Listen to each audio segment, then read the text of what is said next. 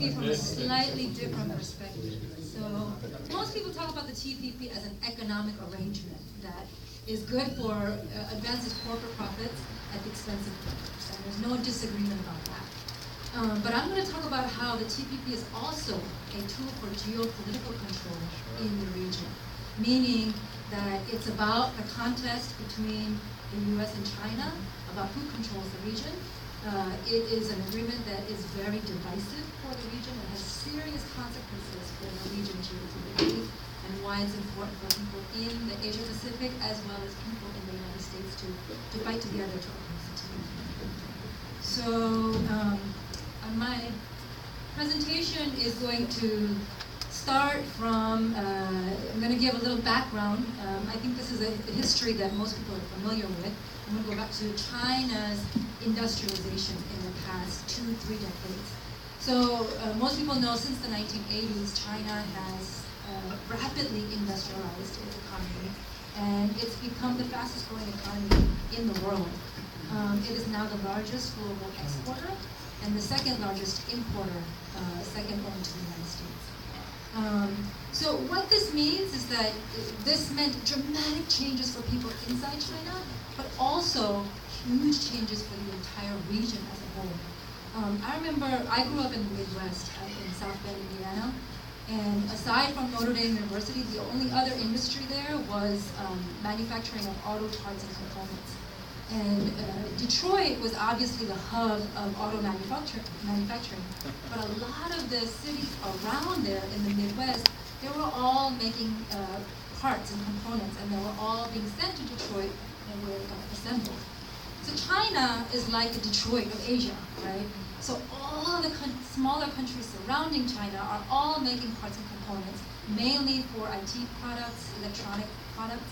And all of that gets sent to China, which is the hub, where it all gets assembled and then exported out, mostly to the United States. Right? So what this meant was that China's growth also meant fast growth, industrialization for all the other countries surrounding it. So that was good in a way with the economies of the surrounding countries. However, it also meant that all the other countries became very dependent on China's economy.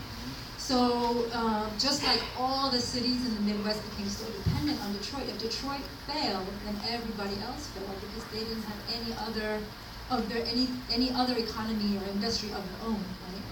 So all the other countries surrounding China became very worried. We're going to just become subsumed under China's economy, and we're not going to have our own industries. If China fails, we go down together.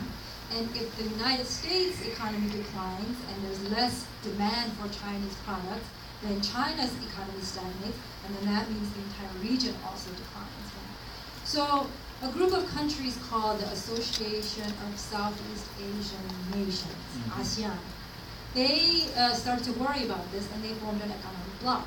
I was going to ask you if you can name the 10 countries in ASEAN, but we don't have time for that, so I'm just going to tell you the countries on the screen. So Malaysia, Thailand, Indonesia, Philippines, you can see on the map, these are all the countries, 10 countries who are part of this bloc. And in 2007, they got together and they said, we're going to form an ASEAN economic community by 2015. And what they started to do as a bloc is they negotiate bilaterally with the bigger economies in the region, with China, with Korea, with Japan, and they started to create a network of free trade agreements with itself in the center. They said, if we're going to go down this road, we want to have a say, we want to control how this happens, and not be subsumed under these larger economies. So that's what was going on in Asia. Now, meanwhile, in the United States, the US faces an economic crisis, and it's hard to get out of it. And the US looks across the Pacific and sees this huge land of opportunity and says, we got to be part of that. There's lots of money to be made there. So in 2011, this was President Obama's statement in Australia. He said, as the world's fastest growing region, home to more than half the global economy, the Asia Pacific is critical to achieving my highest priority, creating jobs and opportunities for American people. He doesn't really mean the last one, it's creating opportunities for US corporations.